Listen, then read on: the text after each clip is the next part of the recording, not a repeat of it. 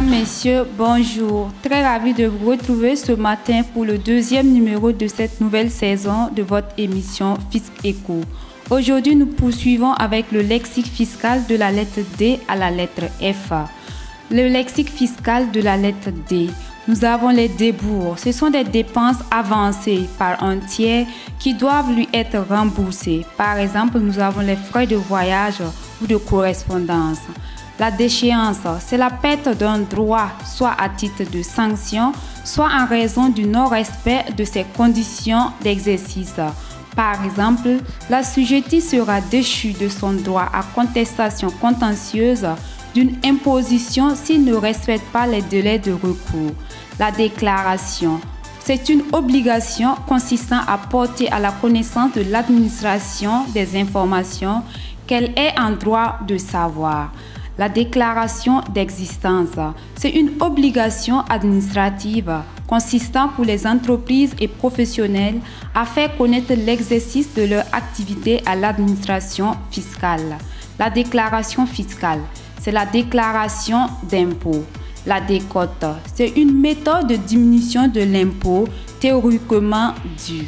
La déduction, c'est une action de soustraire une charge ou un impôt d'un revenu brut ou d'un impôt brut. Le déficit, c'est la situation où le montant des charges est supérieur à celui des produits réalisés par l'entreprise.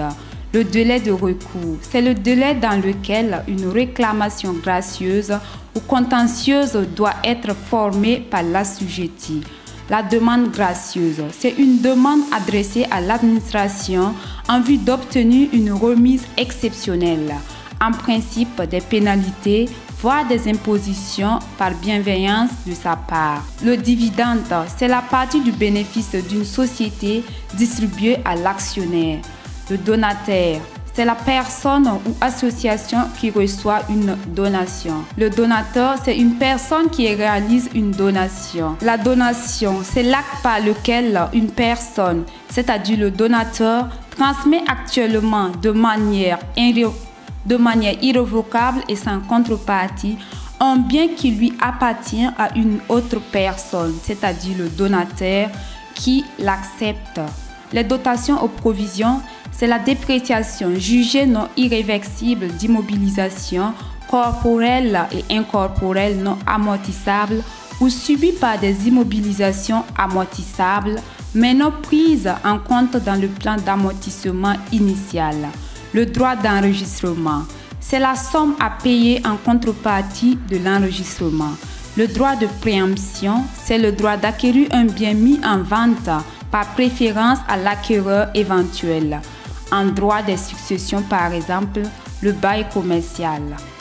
Voyons à présent le lexique fiscal de la lettre E. Nous avons l'émolument. L'émolument est la rémunération des avocats et officiers ministériels, par exemple les huissiers de justice, généralement soumis à un tarif.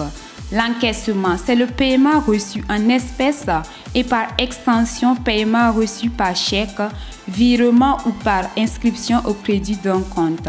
L'enregistrement, c'est la formalité que doivent revêtir certains actes et qui leur donne date certaine. L'enseigne, c'est l'inscription, forme ou image apposée sur un immeuble et relative à une activité qui s'y exerce.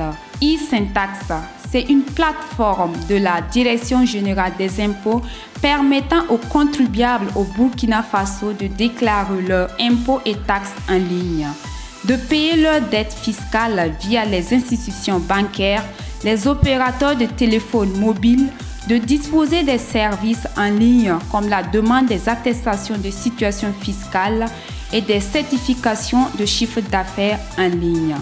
L'établissement, c'est le lieu où est exercée effectivement l'activité d'une entreprise.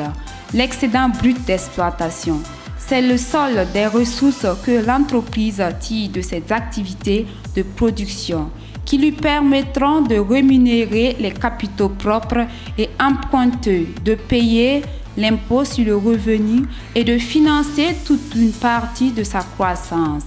Il s'obtient en déduisant les frais de personnel de la valeur ajoutée au coût des facteurs.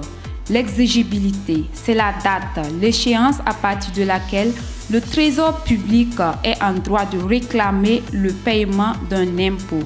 L'exonération, c'est la dispense d'impôts sous certaines conditions fixées par la loi. À présent, voyons le lexique fiscal de la lettre F.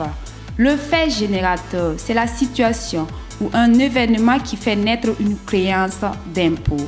La fiche de décompte fiscal, c'est un document délivré par l'administration fiscale pour liquider les droits et taxes sur un marché. La franchise, c'est la dispense de paiement de l'impôt. La fraude fiscale, c'est la mise en œuvre volontaire de moyens dans le but de se soustraire totalement ou par partie à l'établissement ou au paiement des impôts ou taxes. Mesdames et messieurs, nous nous arrêtons là pour ce deuxième numéro de votre nouvelle saison. Merci de l'avoir suivi et nous rappelons à tous ceux ou celles qui sont nouveaux ou nouvelles sur la chaîne de s'abonner, activer la cloche de notification pour avoir plus d'informations sur cette émission. Au revoir et à la semaine prochaine pour un autre numéro.